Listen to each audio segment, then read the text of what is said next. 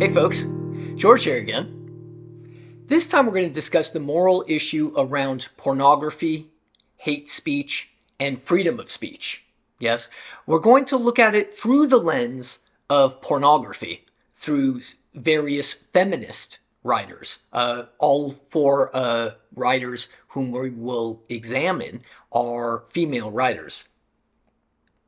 However, they each approach this from a very different kind of feminism, and thus they get to very different conclusions about what shall or shall not be allowed regarding freedom of speech, hate speech, or pornography. Now, while we are talking about pornography in these four videos, I think it's important to recognize that many of these arguments can translate to discussions of hate speech as well. As a matter of fact, several of the philosophers here do make that jump and make that connection regarding, well, how shall we consider things like hate speech? How shall we consider things like pornography or offensive speech? So with that in mind, we will tackle these questions regarding what is important in regards to discussions of freedom of speech, freedom of expression, freedom of arts, and things like this, and what shall the government do in censoring these sorts of things, or not censoring them at all, yes? The first writer whom we will discuss in this discussion is Nadine Strossen, and her article entitled Hate Speech and Pornography. She starts by suggesting that, indeed, might some speech actually cause harm, because that is the debate here. Does some speech actually cause harm? It is claimed that hate speech is bad because it promotes discrimination and violence. And thus, pornography is like hate speech against women because it leads to subordination and is degrading. Nadine Strossen recalls the Supreme Court case of the village of Skokie, Illinois versus the National Socialist Party of America. In that 1977 Supreme Court decision, the Supreme Court defended a strong free speech concept, such that, in this particular case, the Nazi Party of America wanted to march through a Jewish neighborhood in Skokie, Illinois. They obviously wanted to march through this neighborhood to spew hate. The village of Skokie, Illinois, banned that, and thus the Nazi Party sued and said our free speech rights were violated. In that case, the Supreme Court did decide that the National Socialist Party of America does have a right to march, and that freedom of speech right to march, even in order to say hateful things, shall be protected by the American Constitution and shall be protected by free speech laws. It goes without saying that in other parts of the world that do respect free speech protections, the opposite conclusions have been raised, such that in Europe there are hate speech laws. In America, however, there is a strong concept of free speech such that hate speech is protected by the notions of freedom of speech as explicated in the First Amendment of the U.S. Constitution. Now, all that said, let's go back to pornography. Nadine Strossen is going to suggest that banning such hate speech and pornography would actually undermine women's equality. There are two government concerns typically in regarding the restriction of freedom of speech. Number one is this consideration: disagreement or being offended, even by the majority, is not enough to limit speech. After all, burning flags, burning the American flag, is protected speech in America. Burning crosses in order to spew hate is protected by freedom of speech in America. Nadine Strossen stresses that the appropriate response to disagreeable or offensive speech is not censorship, but rather more speech. The second consideration that Strossen ruminates over is that restricting speech is justified only when necessary to prevent actual or imminent harm. This requires a clear and present danger or an imminent danger. If some speech might lead to danger, that isn't enough. Otherwise, everything would be banned, right? It's possible that any speech might lead to danger. Strossen reminds us that the reason that there are concerns about restricting free speech are the real fear of a totalitarian government. Allowing such censorship in society actually puts the government in control of what thoughts are good thoughts. It puts the government in control of culture and what people shall hear or not hear, or enjoy and not enjoy in this culture. Justice Louis Brandeis warned that any fear-based repression would be used against the weak. After all, fear breeds repression.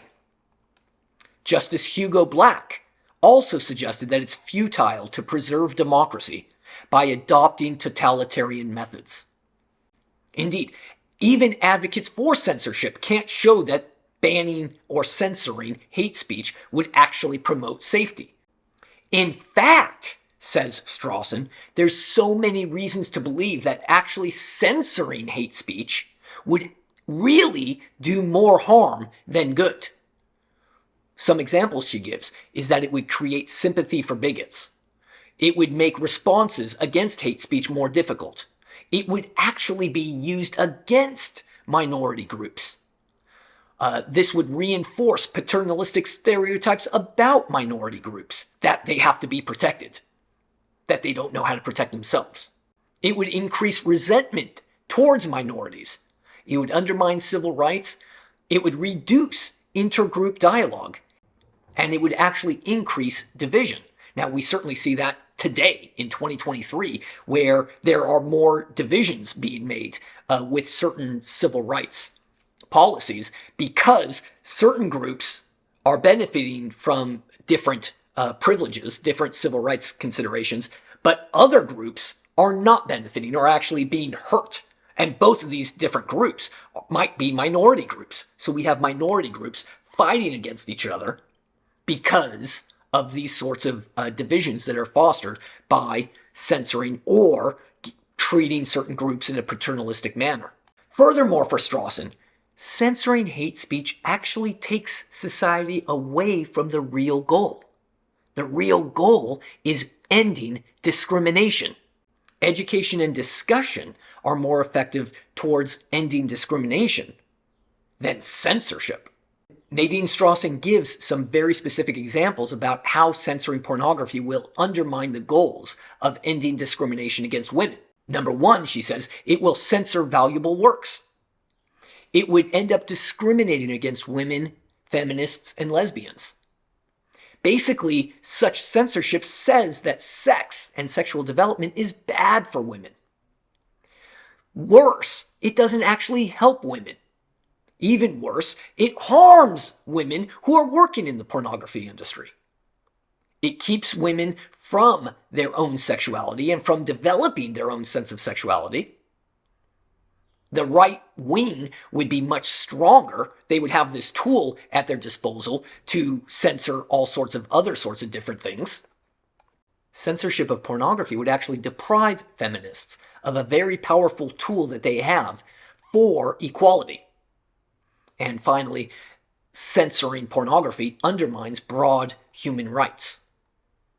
Now, Nadine Strossen reminds us the civil rights movements of the past depended on free speech rights, such as protests, marches, sit-ins, Martin Luther King's famous letter from Birmingham jail. Those were all exercises of free speech, not censorship. All of this illustrates that, in fact, we don't need equality before we need free speech. Free speech is a tool to gain equality, Strossen argues. Back to Strossen's claim that censoring pornography and hate speech would actually work against women and other minority groups. History shows that this is what happens. Banning what's quote-unquote called terrible speech or pornographic works actually is used against women and the weak. She gives the example of British Race Relations Act in 1965. She talks about French and German laws. Interestingly, she looks to America's neighbor to the north, Canada. In the 1990s, Canada banned certain speech pornographic works, and in banning pornography, Canada actually banned the work Black Looks, Race and Representation by famous black feminist author Bell Hooks.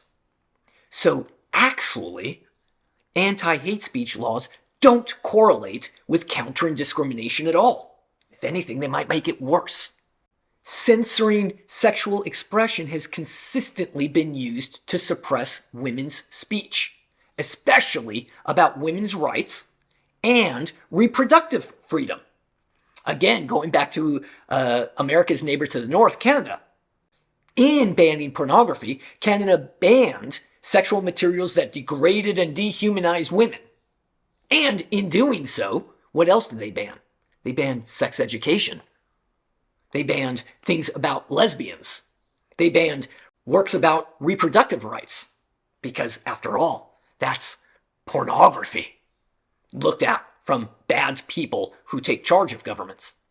In fact, Nadine Strossen reminds us, sexual expression is an important aspect of advancing human freedom.